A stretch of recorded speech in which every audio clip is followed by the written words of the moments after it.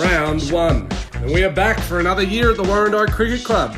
First 11 had a nice change to start the year, winning the first game against Kilsyth. Warrandyte hit them to all parts of the ground, with cameos from Captain Ayrton Demmel and Jeff Taylor's son, both passing 50. There are a few new faces in the team this year, with Scott Tickets Handley putting on a show with 2 for 18, and Michael Poo Poo Burgess coming in behind the stumps. Warrandyte's second 11 began their year at Coleman Reserve against South Warrandyte. Bowling first, they restricted them to 139. Adam White taking 5 wickets in a rare seconds appearance. And it was a slight shock for the previous one's captain, club legend and media personality, when he was champed by young Ethan Ward. In reply, an Alex Coots 56 and Dutchie 46 saw Warrandyte claim first innings points. However, in a typical Dyte second 11 display, we turned up next week with 8 players and conceded 240 runs before being bowled out for just 45 to complete the reverse outright loss. Alex Coots, 1 game, 1 pair of pants left behind. One bright spot was Captain Canby becoming just the second senior player to score 4,000 runs and take 400 wickets.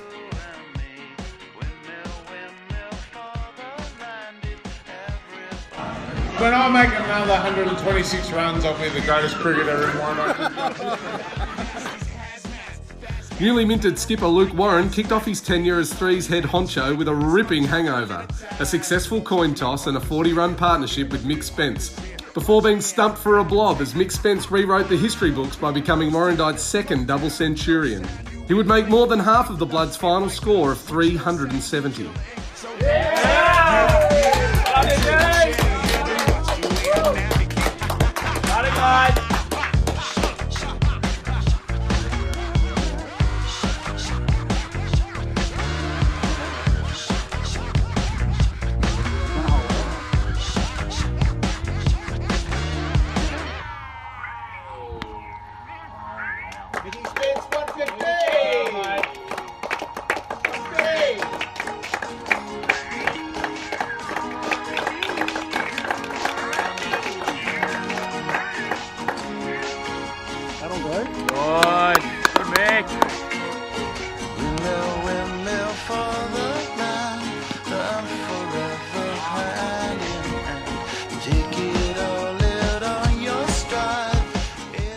Stinton specialist Warren continued his love affair with the ground, bowling his right arm something or other, taking 4 for while Josh Huntley began his charge for the 3rd consecutive fielding award with 2 catches.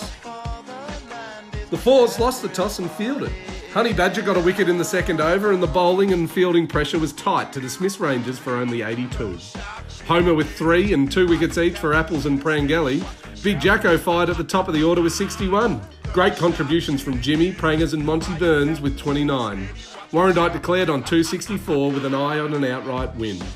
Rangers batted a lot better in the second dig and reached 4 for 126. It was round 1 and the Fifths were eyeing off a 4th straight grand final appearance. With captains Drew and Rohan partying it up in Vegas, things were left up to drag queen Marilyn Pete Hanson. A star-studded team was selected, with Dixon, Klein, GW, Whopper, Sharon Coots and Krieger in the side. A win was almost penciled in. But it turned out that almost penciled in.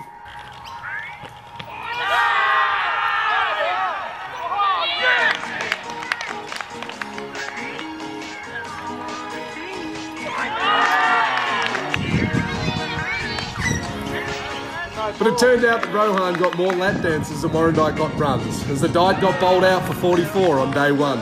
Dicko survived a plum LBW shout, got bowled off a no ball, and still made a duck. Sprody was the only batsman to score double figures. He backed it up with 2 wickets and a strong ting to date that night. The first game at home for the year for the Sixers started with an address by Captain Stubbs acknowledging the passing of our great mate Tomo. The team agreed that they would play the season with the spirit of Tomo and see where that took them. Warrandyte were bowled out for 152. Templeton won, making 162. Jarrah Aitken blasted into the season, making 59, with only Caden Trayford able to make 20 or better. Isaac Rakicek took 3 wickets in his first game and was subsequently promoted to the Sevens and did not play another game in the Sixers. Round 1 saw the Sevens receive a forfeit, probably so Greg and Sprody could dominate in the Fives. round one.